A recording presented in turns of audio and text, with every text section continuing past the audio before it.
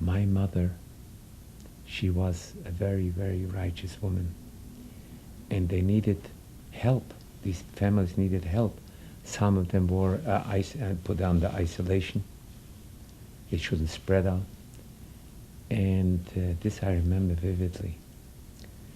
So my mother used to go to be, it's called a Beischleife, which means she came to the house where the sick person was there, and she said to the lady or to the man, you go take a rest, and I will be up with the sick man or sick girl, whatever it was. And she used to do this on a constant basis. Then, when she left there, she took the linen off, because people didn't have extra linens over there, poverty. And she went to the, we had a little creek with an axe, mind you, with an axe, chopped into the ice, through the ice, rinsed out those linens, dried them up, and brought them back to these people. And of course, some food she also furnished to them. So the people in town, her name was Sarah, but in Yiddish she was called Sorche. Sorche, aren't you afraid? You have 5 little children. You have 5 little children, and you go into those areas. You will bring it home. Your children will get it too. And she said, from the mitzvah that I do, nothing will happen in my house.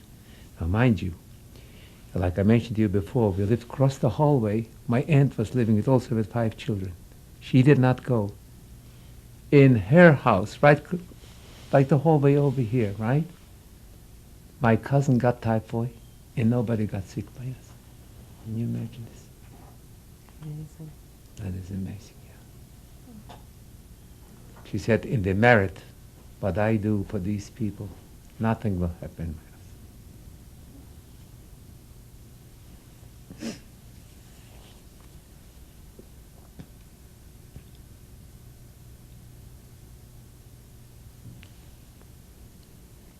In September of 1942, conditions changed again. What changed at that time?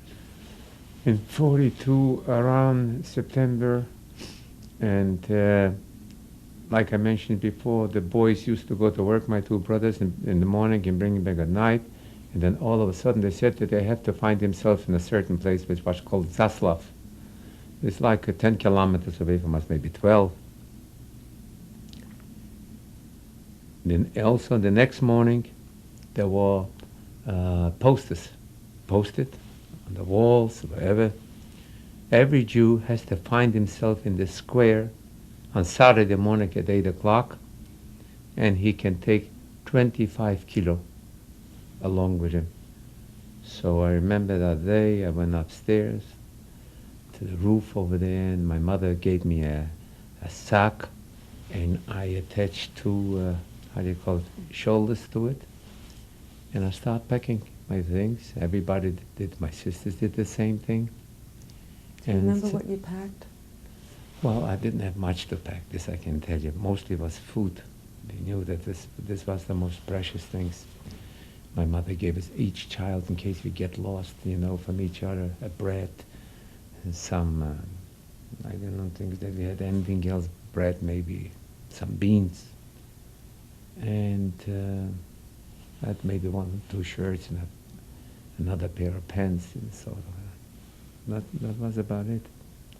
Maybe I don't remember exactly, because I didn't pay attention. I know that my sack was full. This I know. And I made it into a knapsack, because you couldn't buy knapsacks by us. This was a very rarity. And we supposed to come to the marketplace on Saturday morning. And this was Friday, when I finished with my knapsack, and my 2 brothers were gone already. And my father, Friday night, about 15 or 16, 15 villages, the Ukrainians that lived surrounded us. There were some Jews living there. Each village had maybe 1 or 2 Jews. And they were summoned also to come in to the square, these from the villages.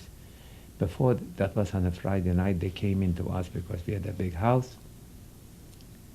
And my father goes in to my uncle and tells him his name was Halpern, Chuna, or Charlie if you want to call him in English.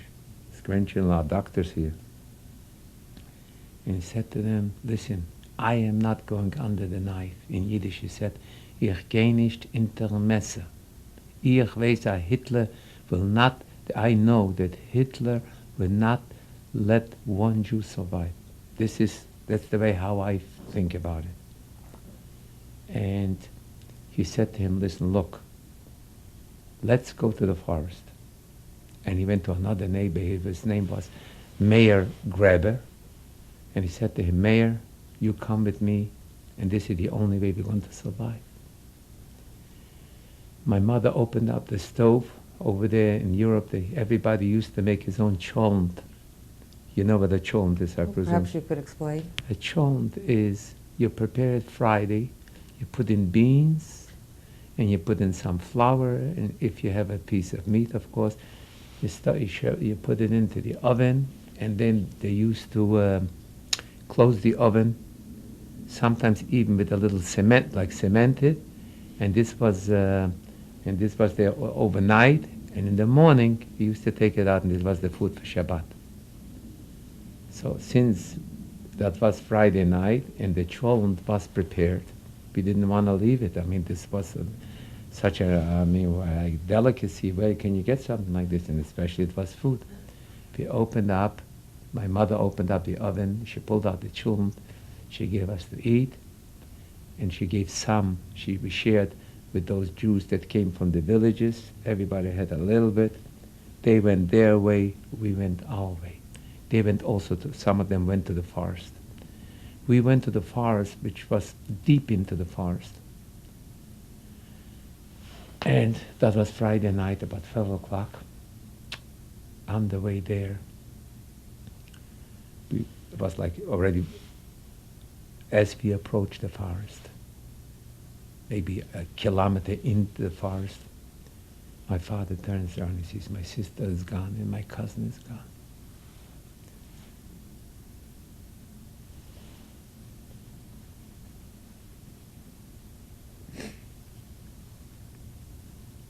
And my father made a statement. 2 sacrifices he brought already. That's it. Who's going to find them in the forest, you know? And that was Friday night. So we came Saturday there to the forest. My father made a sukkah, a little hut, because God blessed us with rain. That in Jewish they say, as regnet, it comes from all corners, you know? And to be in the forest without shelter, you know what that means. So he made like a little sukkah, and every day he improved it, put in more leaves and whatever he could find, just that the rain shouldn't go through. That was Saturday, Sunday, Monday, Tuesday, Wednesday. Wednesday he says to our neighbor, this Mayor Graber, let's go into town and find out what happened with everybody. My father had one Gentile there, that he was quite a good man. His name was Radojitsky, Paul. My father helped him out, of course, every year, that the grain and so forth and so on. And they had to plant his in the field. So, and also we left him our very valuable belongings by him. We told him, look, we're going to hide out. So we'll come to you and you'll help us out. That was sort of kind of a deal. My father went into town and went to this guy whose name was Jędrek. Jędrek is a Polish name, Radojitsky. And he came in, he gave him some potatoes. My father returned. As he was already in the middle of the forest, he told us the story later. He said to this Mayor Graber that he went with, you know, in Jewish there's a saying, wherever you lose, that's where you're going to find it. Let's go the same pattern as we went. And my father was very well oriented. Daylight approached, because like 5 or 6 in the morning, and they passing, my father looks, what's that? All of a sudden he sees a little raspberry tree shaking.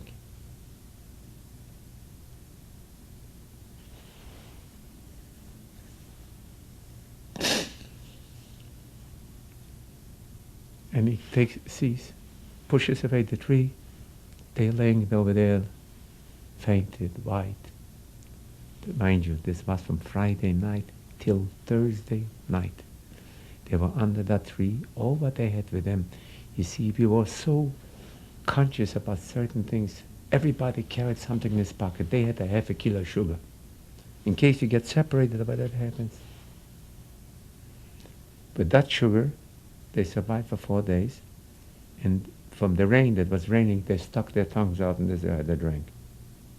And we brought them back. I don't have to tell you the joy. Back they were united together. How did you survive in the forest? Oh, I forgot to tell you. Also, when my father came back, that was the first time, and he said from the town to find out what happened with the Jews, to this Gentile, he told them, this one they caught, got shot. The rabbi got shot. This guy, whatever, because a lot of Jews, not a lot, I would say maybe 15-20%, they were hiding. But where they were hiding, the hideaways were practically a joke. Just like you would play hide and seek. They came, they were hiding someplace, I don't know, behind the house, and they found them right away. So that was the news that my father told us, that they took away most of the people into this concentration camp lager, which was called Sanok. And in the interim, they caught this one, that one, and so on and so on. And that's what this Gentile told him. So on regular basis, but we needed food to eat. I think I have mentioned it to my father, and I said, look, Tata, Daddy, I don't want you to go into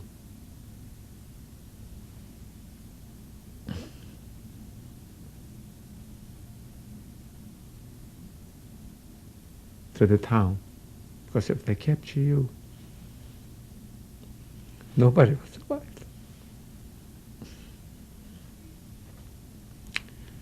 So I was going on 13, and I went twice a week with a knapsack in the winds, and I came to this guy, to this Gentile, and he gave us a little potatoes and a bread.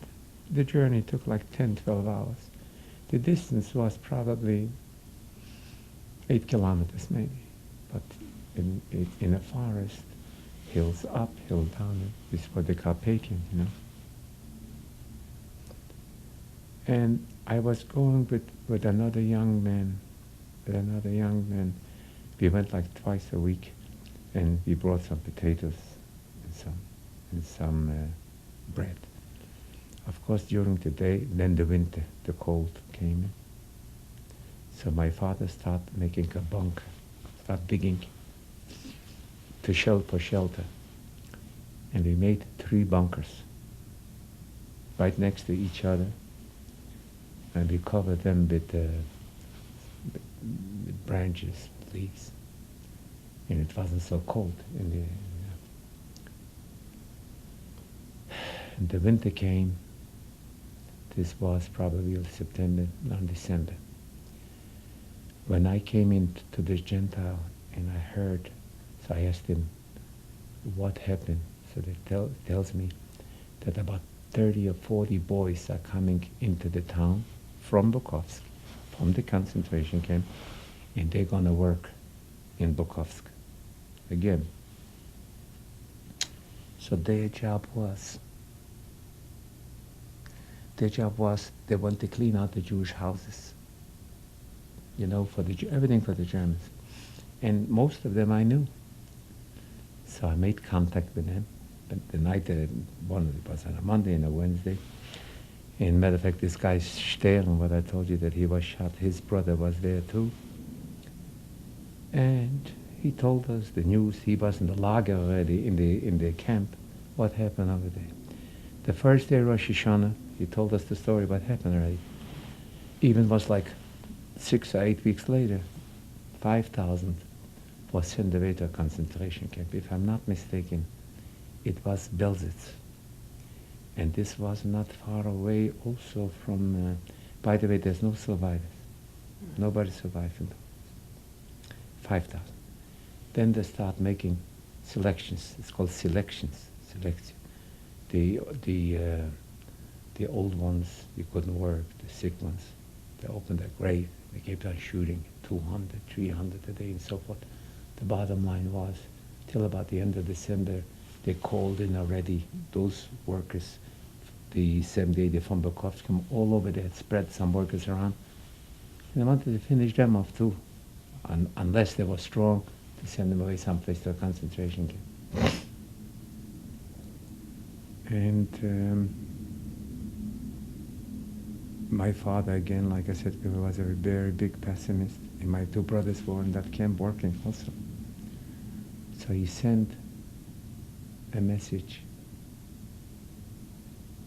I sent a message to them to escape, because they're going to liquidate probably the camp. I forgot to mention a very, very important, I don't know, did I mention it or not? We came to the forest, it was like 6 or 7 days before Rosh Hashanah. Between Rosh Hashanah and Yom Kippur, we were captured in the forest by a ranger. This ranger was a Volksdeutsch. A Volksdeutsch, I mentioned before, was, he did a dual citizenship, I don't know, but he was descent German. Of course, they had tremendous privileges and so on and so on. And they made him in charge of the entire forest. And he caught us with another ranger, which was a Pole. And he starts screaming, "You dirty, filthy Jews, you're supposed to be in the concentration camp. What are you doing here?" So my father says to the Polish ranger, Mr. Temchak was his name, Temchak. He said to him, "Look, you know what I did for you. Every year you used to come to me, you needed grain. Did I give you grain?" He says, "Yes." "Was I good to you?" He said, "Yes." "How much do you owe me now?" "Do you owe me like 200 or 300 zlotys, which was the currency in Poland?" He said, "Yes." "I'll let you forgo with everything, but just tell him to let us go. Because if he will bring us into town," that was the law, "if you came in voluntarily, then they put you to ghetto. But if they caught you were captured, they shot you on the spot." So my father said to him, "Tell him to let us go. Because if he brings us in, they'll shoot us. We're going to come in on our own." And he said, "No, we can't do it." So as we came out already almost in the open field from the forest, my father says to this German sort of ranger, told him, "Listen, look, you want to shoot us, you shoot us right here. But you're not going to bring me into Bukovsk." My father was proud. He didn't want to see the Poles, what's going to happen to us. "Shoot us right here." He took off his gun, sure enough, and he goes to shoot my father first. And my father was a very, even though he was a religious Jew with a beard, but he didn't have no more beard, he grabbed his gun.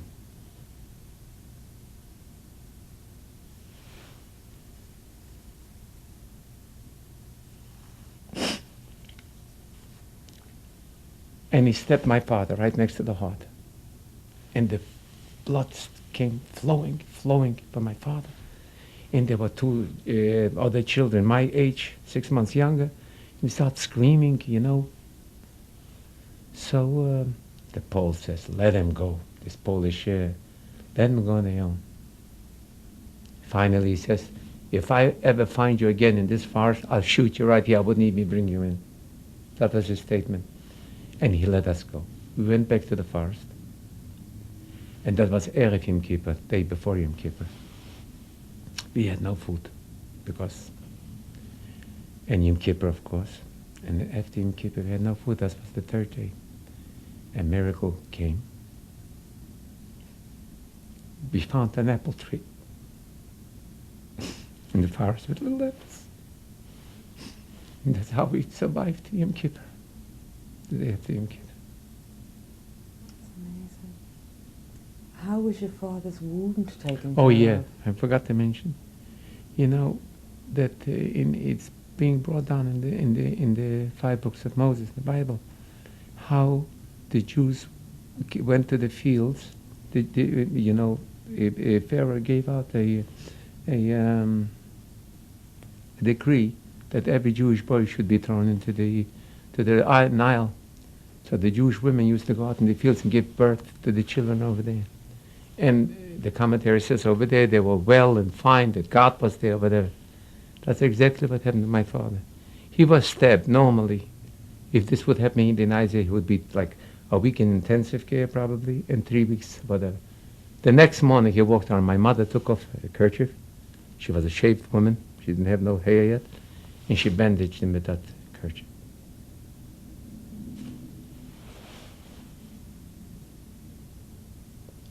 And he survived. Yeah. When So I forgot, the bottom line was, this guy, the German ranger, was looking for us, and we were hiding. That Polish ranger, the Temchak, helped us hide against. They shouldn't find us, and my father made with him a deal. You will give us some bread, and I will give you American dollars. My father had American dollars. That was the safest currency like today, those days. And for a little while, he brought the bread. Let's say a bread was $1, he charged $5. Just the bread. This was going on, but we have seen that the end will come, we wouldn't have any of this. And the interim,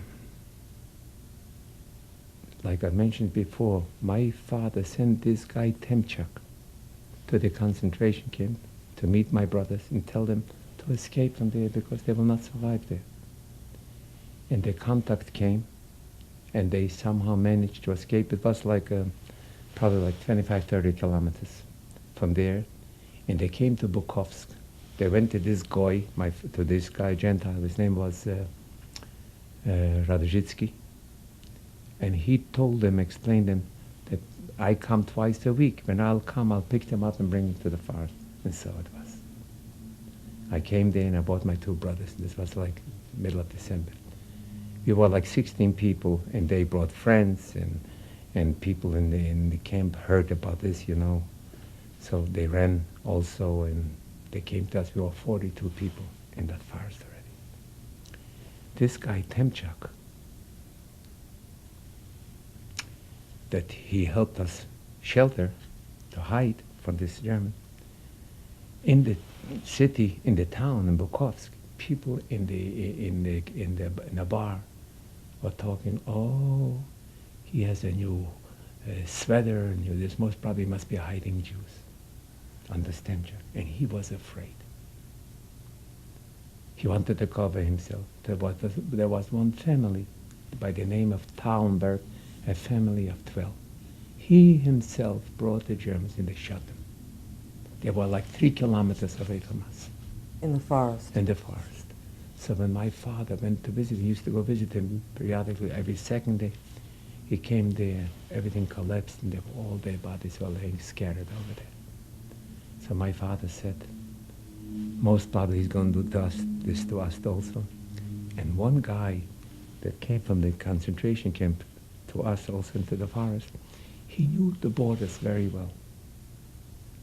And we picked ourselves up, and that was, one transport went like Christmas time, like 10 or 12 people. And we supposed, because you cannot go 40 people to a border, so we tried to make it into 3 groups. And this was, you were traveling on foot? Beg your pardon? You were traveling on foot? Not foot. We went to forest to forest, because it's connecting into Slovakia. And one group made it, and then that was the time when my father found out that this family, Tallenberg, got killed, that they killed him. He said that we're not going to make 2 groups, everything will go all together. And that was Sylvester, which is New Year's. And the guards were drunk, apparently. And we went the entire night, because the winter night starts very early. We left around 5 o'clock, because during the day you would never try to smuggle a border. So it was like 5 o'clock in the morning, and we went, I don't know exactly how many kilometers it was, but I know one thing. There was one mountain, which was called the Biscuit. That was the name of the mountain, which was so steep. And to climb, you had to go like this, and it was very icy. But when necessity, you know, when it comes something like this, from where you gather the strength, it's impossible to explain. But that's the way how it was. But one of my uncles, my uncle, he died. He froze to death. And really, so the family didn't want to come. They wanted to stay with him. But we were already on the Slovakian side. So we came into Slovakia. A little town was called Medzila Borce on Slovakian, and in Yiddish it was called Mezhelabras.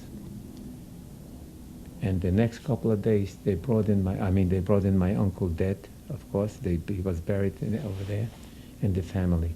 The Slovakians, the Jews paid up the government, the police over there, and they let them be legal, sort of, for a little while. Because they were the saying went to the high authority that once they recuperate themselves, they will be shipped back to the border. So sort of they were like legal there, you know. And I was very much envious, because they sat in a room and I had to sit in a double ceiling, like I mentioned to you before. For 3 months, you were just laying. You had to go to the bathroom, you had to wait till the evening comes. And they let us in, we were hiding there by a Jew.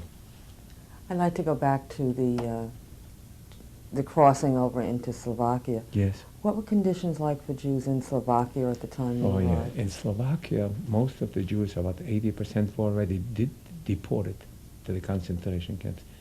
A matter of fact, the Slovakian Jews, they were in Auschwitz before the Polish Jews, and they built the concentration camps, of course. Not of their own free and will, they were forced to do it. But 80% they transported, and about 20% those Jews who had the means, had a lot of money, they paid up the government, and the government said that we need those Jews because they are very helpful, because everybody was working for the German government, and the Slovakians were helping the Germans. So these are the Jews. They were there like in a town that used to live 150 families. There was like 15 families. And this was, and they lived free, open. They had a synagogue and everything. And they helped us out over there. That's about it. Thank you. We'll pause now to change the tape. Okay.